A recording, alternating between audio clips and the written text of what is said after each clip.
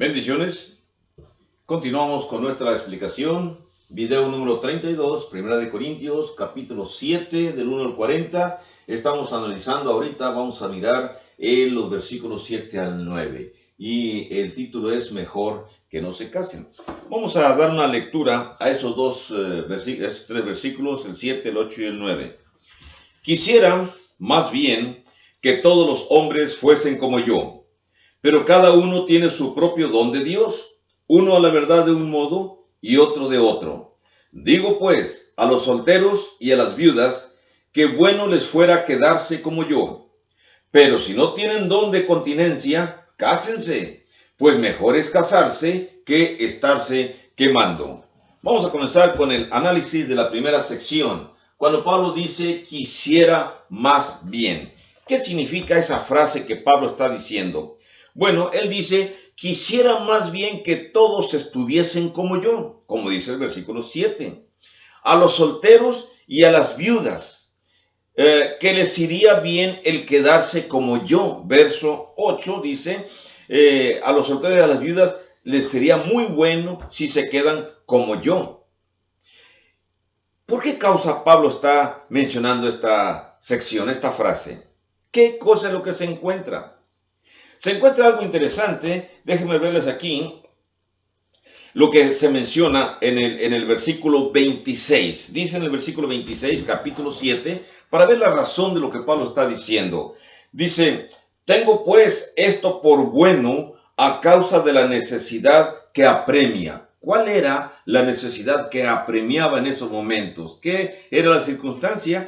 Los mejores exégetas llegan a la conclusión que era la persecución que se estaba gestando y ya practicando en contra de los cristianos. Por eso, cuando Pablo dice que hará bien el hombre en quedarse como está. Obviamente la palabra hombre se escribe antropos y se está refiriendo tanto a hombre como a mujer, que no se casen por causa de la circunstancia de la persecución. Ahora, esto es importante. Cuando Pablo dice quiero que todos estuviesen como yo, se escribe la palabra antropos, sin necesidad de mencionar hombre o mujer o la raza humana, se está refiriendo en general. Ahora, ¿cuál es la razón? Ya lo miramos en el verso 26. Es por causa de la persecución. Por lo tanto, debido a la circunstancia, Pablo recomendó y dijo que es intrínsecamente bueno no casarse, no estar casado. ¿Por qué? Porque hay una causa importante por la cual no conviene estar casado, no es correcto estar casado.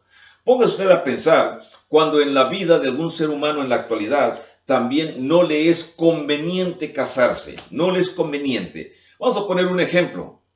Las personas que son, vamos a usar la palabra, minusválidas, que crecieron pequeños, quedaron muy pequeñitos, o bien que tienen una malformación congénita. ¿Les conviene casarse? La respuesta es, no es conveniente y la mayoría de las personas que son así no se casan, porque saben que corren el riesgo de transmitir la situación genética a sus descendientes. Entonces hay una situación apremiante por la cual las personas no se tienen que casar. ¿Cuál? Lo que consideren. Ahora, ¿es malo no casarse? No, no es malo cuando hay situaciones de esta naturaleza. Evidentemente, cuando Pablo está mencionando esto, él todavía no está casado. No sabemos si después se buscó esposa, pero ni lo vamos a afirmar ni lo vamos a negar. Pero en estos momentos, él no tiene esposa cuando está escribiendo esto. Pudo haber sido que hubiera estado casado antes. Voy a regresar a leer Hechos capítulo 26, verso 10, donde se menciona precisamente la circunstancia de que cuando Pablo da aquella orden, déjenme leerla aquí, Hechos 26, verso 10, se los voy a leer así. Dice el texto 10, lo cual también hice en Jerusalén, yo encerré en cárceles a muchos de los santos, habiendo recibido poderes de los principales sacerdotes, y cuando los mataron yo di mi voto. No menciona el asunto del matrimonio, menciona nada más el asunto de los asesinatos que él cometía en contra de los cristianos. Pero evidentemente está soltero y tiene la capacidad de andar subiendo, persiguiendo hasta Damasco a cristianos en esos momentos. No está casado. La iglesia antigua, de acuerdo a algunos escritos, sostienen que Pablo jamás se casó. Pero hay otras personas, otros intérpretes que opinan que Pablo fue viudo. Y otros también opinan que su esposa lo abandonó después de que él se convirtió en cristiano. O sea, no resistió, su esposa judía no resistió el hecho de que Pablo se convirtiera en cristiano y por tanto lo abandonó. Pero no hay confirmación, solamente son casos que opinan. Sin embargo, este no es un asunto de mucha importancia sobre el asunto de la vida conyugal de Pablo. No es bastante importante. En cualquier caso, Pablo está escribiendo como un varón, como una persona que tiene conocimiento, un hombre de conocimiento que también estamos hablando que no tiene mucha experiencia en el matrimonio. Ahora, es importante aquí mirar la descripción de los dos tipos de personas no casadas. ¿Cuáles son la descripción de esos dos tipos de personas no casadas? Y Pablo lo menciona cuando leímos el versículo 8. Dice, digo pues a los solteros y a las viudas. Entonces, dos clases de personas que se describen en el verso 8. Solteros o solteras, persona que nunca ha sido casado. Viudas o viudos, personas que ya fueron casados antes y que ahora son libres porque quedaron viudos o viudas. Entonces de ahí el por qué Pablo recomienda a las personas solteras y a las personas viudas o viudos, solteras o solteros, que no se casan. Pero también noten ustedes cómo en el versículo 7 Pablo dice lo siguiente, dice, quisiera más bien que todos los hombres fuesen como yo, pero cada uno tiene su propio don de Dios. Uno a la verdad de un modo y otro de otro. ¿Qué significa eso de que cada quien tiene su propio don de Dios? Hablamos del don de la continencia. ¿Hay personas que tienen el don de la continencia? Debe de existir, sí hay. Hablamos también del don de la gracia de Dios. Sí, eso es precisamente la palabra que aquí aparece la palabra carisma, el don, el regalo, la capacidad que Dios da a una persona. Entonces, ser una persona que nunca se casa es un don de Dios. Miren, cuando Pablo dice uno de un modo, otro de otro, y luego el versículo 9, pero si no tiene el don, dice el texto, si no tiene el don, ¿de cuál don estamos hablando? El don de la continencia, el don del celibato, el don de no casarse. Si no tiene el don de continencia, entonces, ¿qué significa esto el versículo 9? Pues mejor cásese, porque mejor es casarse que estarse quemando. O dicho de otra manera, es mejor casarse que estar fornicando. Quizá podría yo decir que este mensaje deberíamos de dirigirlos a tantas personas que no son de la Iglesia de Cristo, pero personas que son religiosas, que les prohíben casarse. Y debido a que les prohíben casarse sin tener el don de la continencia, estas personas lo que hacen es que violan o se enredan, ya perteneciendo a su grupo religioso, se enredan con mujeres o practican la pederastia en el caso de los abusadores de niños que hemos sabido mucho en las historias modernas. Personas muy religiosas de un grupo muy importante, pero acusados, muchos de ellos acusados de pederastia, y sus líderes todavía los protegen y evitan el castigo que la sociedad civil exige en estos casos. Entonces, estas personas en sus grupos religiosos fueron obligados a no casarse. Y por supuesto, si no tenían el don de la continencia, llegan a los lugares donde van, a las parroquias donde los envían, y allá cometen sus desmanes, abusando de infantes o teniendo relaciones con mujeres casadas o solteras y naciendo niños de estos actos. ¿Es malo la relación sexual? No es mala la relación sexual en un matrimonio bien organizado. Pero las personas hipócritas que dicen, no, estamos ya separados para Dios y por debajo del agua practican las relaciones sexuales incorrectas, es una doble hipocresía la que están cometiendo. No son de la Iglesia de Cristo. Estoy mencionando grupos de religiosos que les prohíben casarse. Vamos a continuar con lo que sigue. Pablo dice en el verso 9, mejor es casarse, dice, que estarse quemando. La palabra quemando se escribe puro max, que significa entrar en fuego, entrar en calor, apasionarse. Esa es la frase. Ahora, Pablo dice, a los que tienen el don de continencia, y recomienda a Pablo, es mejor que guarden su libertad. ¿Por qué? Tienen el don de la continencia, y sobre todo en estos momentos en que se escribe la carta a los Corintios y a los Efesios también, donde están ya surgiendo los visos de persecución en contra de la iglesia. Por eso Pablo recomienda, quédese sin casar. Pero, ¿por qué lo dice? Lo dice porque cuando las personas se casan, si no tienen el don de la continencia, cuando las personas se casan, van a permanecer vulnerables a las necesidades sexuales. Así que los que no tienen el don de la continencia, es mejor que sí se casen antes de que se anden quemando. El asunto aquí en este párrafo, señores, es el control de las pasiones. Se puede controlar sus deseos sexuales, tiene el don de la continencia, no se case y sirva al Señor en el ministerio que le ha correspondido, dice Pablo a los Corintios. Y en esta época es lo mismo. ¿Puede un soltero que tiene el don de la continencia dedicarse íntegramente a servir al Señor sin caer en la fornicación, sin caer en el pecado del adulterio, buscando personas casadas con quien tener relaciones? Si la persona tiene el don de la continencia, sí puede dedicarse a servir al Señor. Pero si no lo tiene, entonces es mejor que se casen. No, si no va a controlar sus pasiones, es mejor que se case y cada hombre tenga su propia esposa y cada mujer tenga su propio marido. Pueden ustedes investigar en las historias de la Edad Media, en las excavaciones modernas de los metros de las grandes ciudades, donde se han desenterrado extensiones enormes donde hay sepulturas de monjas o de bebitos que nacieron debido a las fornicaciones que practicaron.